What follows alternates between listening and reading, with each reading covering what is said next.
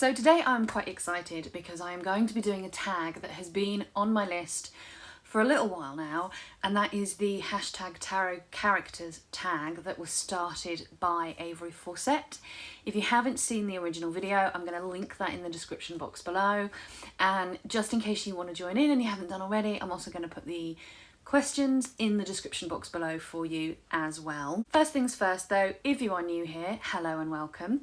My name's Heather. I've been a practicing witch for about 20 years now, and my channel is very much dedicated to my own brand of spirituality.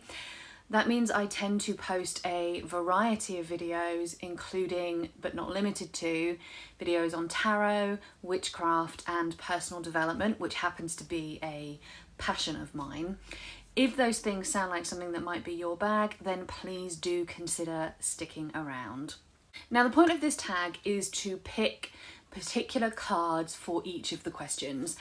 And you can either pick it based on the character in the particular deck that you're using, you can pick it on the basis of the general meaning of the card, regardless of the deck, or you can pick it on the type of deck, on the actual deck itself, and that card from that specific deck fits this specific question. I have decided to use the Lightseers Tarot because it happens to be my favourite right now.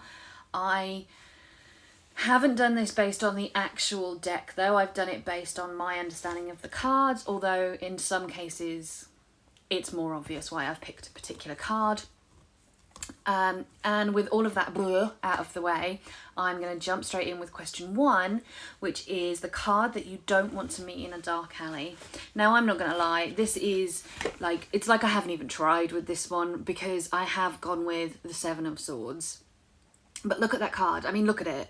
The guy looks like trouble. He's skulking around. He's got his hood up. He's got a knife behind his back, practically. I mean, I'm from the UK, people. Knife crime is a thing. This guy just looks like he's up to no good. And yes, it's an obvious choice, but when the card's depicted in the way that it is and the character comes across in the way that he does, like, do I really need to explain why I've picked this card? Probably not. So card number two is the card you want to take to Disney World, and for this particular card I have picked the Fool. I'm a huge Disney fan and I'm a huge child about Disney, about theme parks. I really get into the whole inner child, innocence, doing it for the fun, seeing it as a kind of adventure, you know, really soaking in the sounds and the sights and the smells and all that kind of stuff. And like the ultimate person to go on that journey with has to be the Fool, right? I mean, there were other choices, but for me, absolutely, I want the Fool to come on this journey with me, this fun journey of Disney World. Card number three is the card that you want with you when someone close dies. Again, there was a couple of things that I could have picked, couple of cards that I could have picked here, but the card that I decided to go with is the Queen of Cups. Now, the reason for the Queen of Cups is because I'm a really in my head kind of person. I get very, very focused on, you know, analysing everything and trying to find solutions and trying to find the best way through. And I don't always give myself enough time to just feel the feels and just allow myself to sit in them. I'm always trying to fix them. And what I need when I'm in that situation where I've lost someone close to me and I need to process my grief in a healthy, productive way, I need somebody who's going to help me get out of my head and into my feels, because that's where all the processing really takes place. It doesn't take place in your head. So that's really, really important for me, and I think the Queen of Cups is the type of person that can really help you dig into your feels and really just allow yourself to feel them without having to justify them or explain them or understand them or solution your way out of them. Next up, we have the card you want to drink or get high with. I don't really do either. I mean, I drink occasionally, but not very often, and I very rarely drink more than maybe one drink, maybe two at the most, even if I'm out. But when I do drink, I get very philosophical and very deep, and I want to have like big life discussions with people.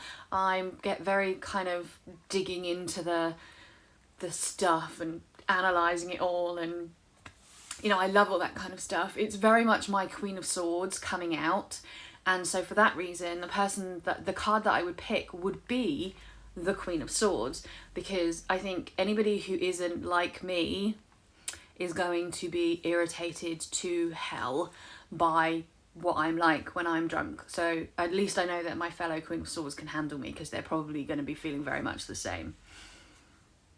Number 5, card you give a friendship bracelet and the map to your treehouse. For this one, I have picked the High Priestess. And the main reason I picked the High Priestess is because she reminds me of a lot of my friends.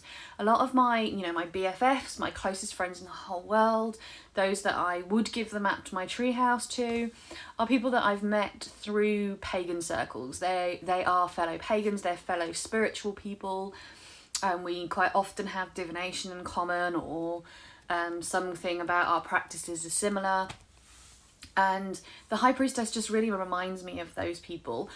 And while those people don't necessarily have exactly the same belief systems as me, and sometimes our belief systems aren't even that close, we do have some of the same fundamental ideals, and I very much see those people in the High Priestess.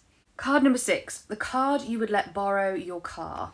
I don't have a car and I don't drive, but if I did and I was going to loan it to somebody, it would be the King of Pentacles, because that guy is like the Mac Daddy of sensible, right? He's sensible, he's stable, he's secure, he's trustworthy. He's the guy who's going to take your car, he's going to drive at the speed limit everywhere he goes, he's going to treat it like it's his own, he's going to really look after it.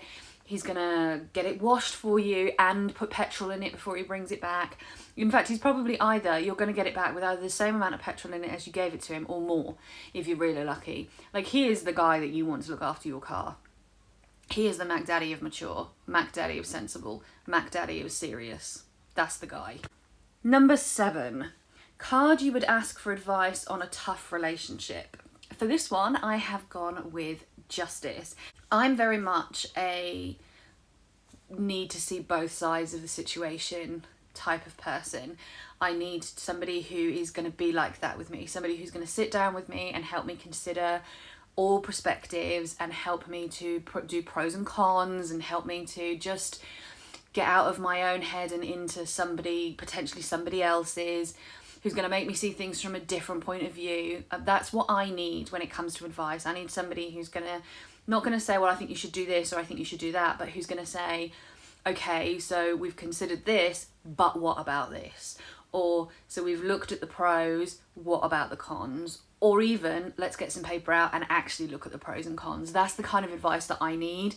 And I think the advice would also, from Justice, would be very balanced and very fair, but would make you consider it from all aspects. Card number 8, the card you take on a shopping spree. Now, this one might come as a bit of a surprise, but I have actually picked the 4 of Pentacles for this card. And the reason for that is because I hate shopping with a passion. I am not a shopper, I'm a buyer. They are different, and I shall tell you how.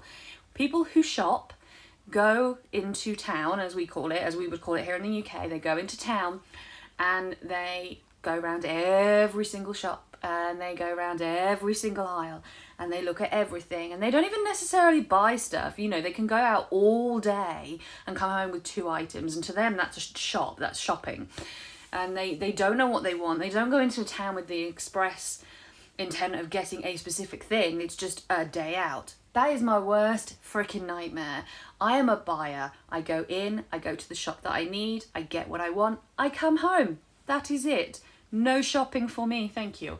And because the 4 of Pentacles is quite strict with their money and quite, I would say, contained when it comes to buying, they're not materialistic. They don't buy. I mean, they probably are materialistic, but they don't buy for the sake of buying, because they're really, really, really careful about where their money goes.